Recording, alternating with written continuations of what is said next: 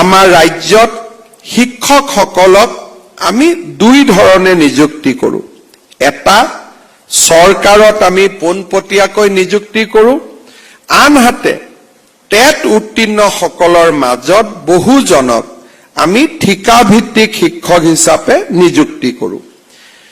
যেতিয়া নিয়মীয়া কৰ্মচাৰী এজনে চৰকাৰী চাকৰি কৰে, তেওঁলোকৰ পৰিয়ালত যদি কৰ্মচাৰীজন নিহত হয়, আমি নিহত কৰ্মচাৰীজনৰ পৰিয়ালটোক আজীৱন দৰমহা আৰু পেঞ্চন পোৱাৰ ব্যৱস্থা কৰি দিওঁ, যাতে পৰিয়ালটোৱে কোনো এটা দিনতো এই কৰ্মচাৰীজনৰ অভাৱ আৰ্থিকভাৱে অনুভৱ কৰিবলগীয়া নহয়।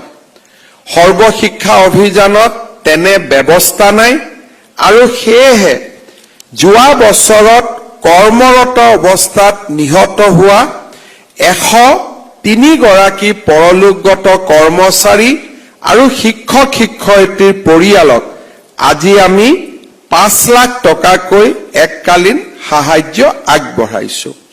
ইয়াৰ লগে লগে আমাৰ চৰকাৰে এই বছৰ এটা নতুন পদক্ষেপ লৈছে যে সৰ্বশিক্ষা অভিযানত ঠিকাভিত্তিক শিক্ষক ৰূপে কাম কৰা আটাইকেইজন শিক্ষকক 35,000 শিক্ষকক অসম চৰকাৰত নিয়মীয়াকৰণ অৰ্থাৎ অসম চৰকাৰৰ ৰেগুলাৰ কৰ্মচাৰী হিচাপে আমি নিযুক্তিৰ বাবে প্ৰক্ৰিয়া আগুৱাই লৈ গৈছো।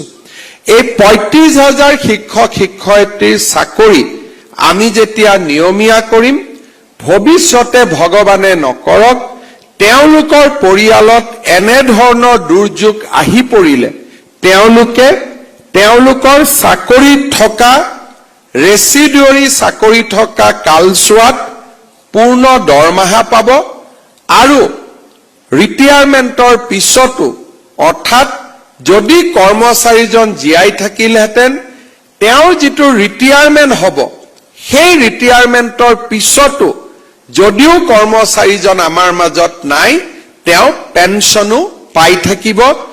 আমাৰ এই ধৰণৰ ব্যৱস্থা অসমত আমি বৰ্তমান ৰূপায়ণ কৰি আছো। আমাৰ ৰাজ্যত শিক্ষকসকলক আমি দুই ধৰণে নিযুক্তি কৰোঁ।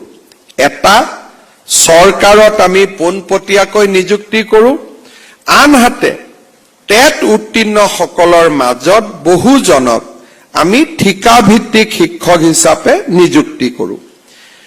যেতিয়া নিয়মীয়া কৰ্মচাৰী এজনে চৰকাৰী চাকৰি কৰে, তেওঁলোকৰ পৰিয়ালত যদি কৰ্মচাৰীজন নিহত হয়, আমি নিহত কৰ্মচাৰীজনৰ পৰিয়ালটোক আজীৱন দৰমহা আৰু পেঞ্চন পোৱাৰ ব্যৱস্থা কৰি দিওঁ, যাতে পৰিয়ালটোৱে কোনো এটা দিনতো এই কৰ্মচাৰীজনৰ অভাৱ আৰ্থিকভাৱে অনুভৱ কৰিবলগীয়া নহয়।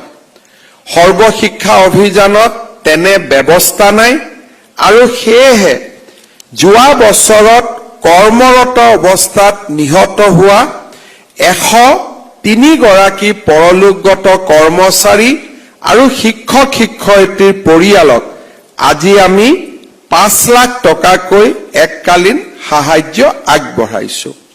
ইয়াৰ লগে লগে আমাৰ চৰকাৰে এই বছৰ এটা নতুন পদক্ষেপ লৈছে যে সৰ্বশিক্ষা অভিযানত ঠিকাভিত্তিক শিক্ষক ৰূপে কাম কৰা আটাইকেইজন শিক্ষকক 35,000 শিক্ষকক অসম চৰকাৰত নিয়মীয়াকৰণ অৰ্থাৎ অসম চৰকাৰৰ ৰেগুলাৰ কৰ্মচাৰী হিচাপে আমি নিযুক্তিৰ বাবে প্ৰক্ৰিয়া আগুৱাই লৈ গৈছো। এই 35,000 শিক্ষক শিক্ষয়িত্ৰীৰ চাকৰি আমি যেতিয়া নিয়মীয়া কৰিম, ভৱিষ্যতে ভগৱানে নকৰক তেওঁলোকৰ পৰিয়ালত এনেধৰণৰ দুৰ্যোগ আহি পৰিলে তেওঁলোকে তেওঁলোকৰ চাকৰিত থকা ৰেচিডিউৰী চাকৰি থকা কালছোৱাত পূৰ্ণ দৰমহা পাব, আৰু ৰিটায়াৰমেণ্টৰ পিছতো অৰ্থাৎ যদি কৰ্মচাৰীজন জীয়াই থাকিলহেঁতেন তেওঁৰ যিটো ৰিটায়াৰমেণ্ট হ'ব, সেই ৰিটায়াৰমেণ্টৰ পিছতো যদিও কৰ্মচাৰীজন আমাৰ মাজত নাই, তেওঁ পেঞ্চনো পাই থাকিব। আমাৰ এই ধৰণৰ ব্যৱস্থা অসমত আমি বৰ্তমান ৰূপায়ণ কৰি আছো।